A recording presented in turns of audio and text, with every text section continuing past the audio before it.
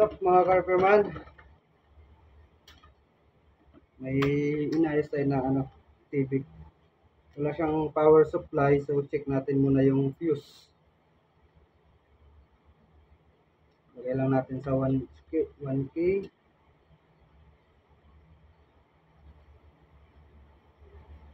Okay ang fuse.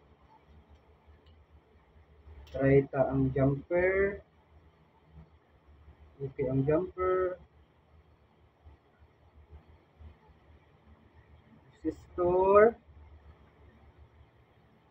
Goods.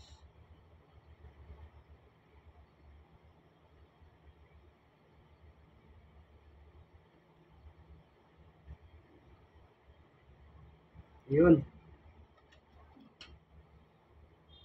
Meron tayong nakita mga Carperman. Bali ang niya, ang jumper na isa. So babaklasin, baklas. Tapos magbaklas. Inang. Okay na yan.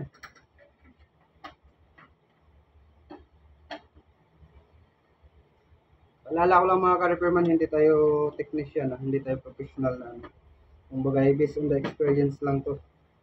Dahil nagtuturo rin naman ng technician namin sa mga basic troubleshoot. Kaya kahit wala siya, yun. Nag-iinsayo tayo. At least kahit pa paano nakita natin yung mga differences. Try lang natin ayusin.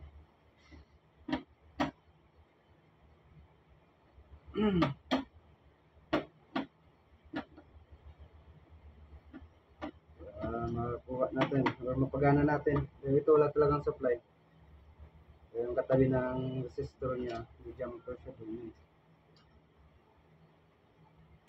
Sunog.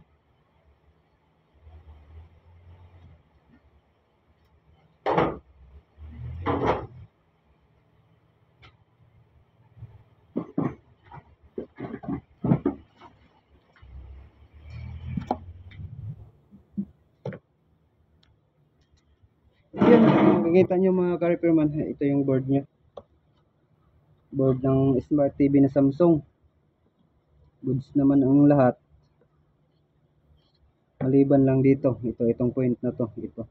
Sunog to, so nawala yung jumper nya. Kaya, ayusin natin.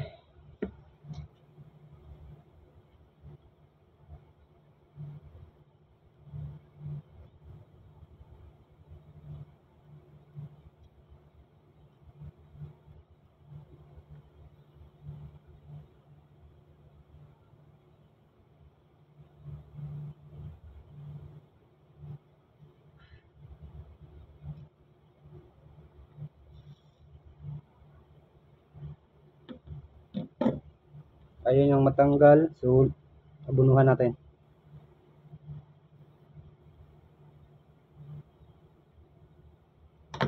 Teknik.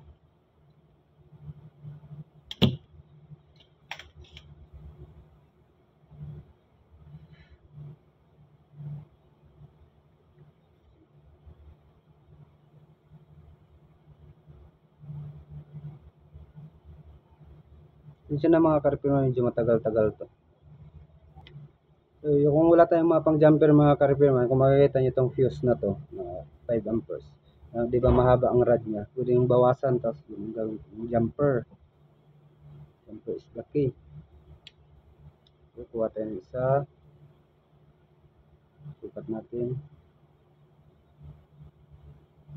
Okay.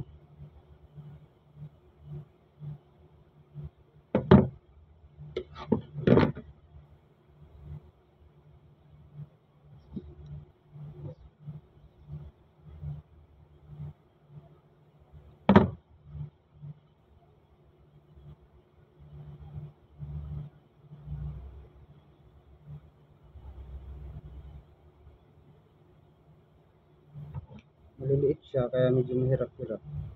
Kaso.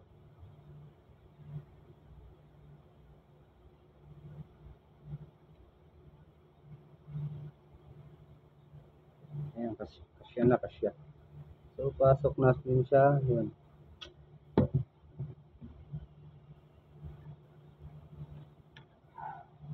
Napakagit.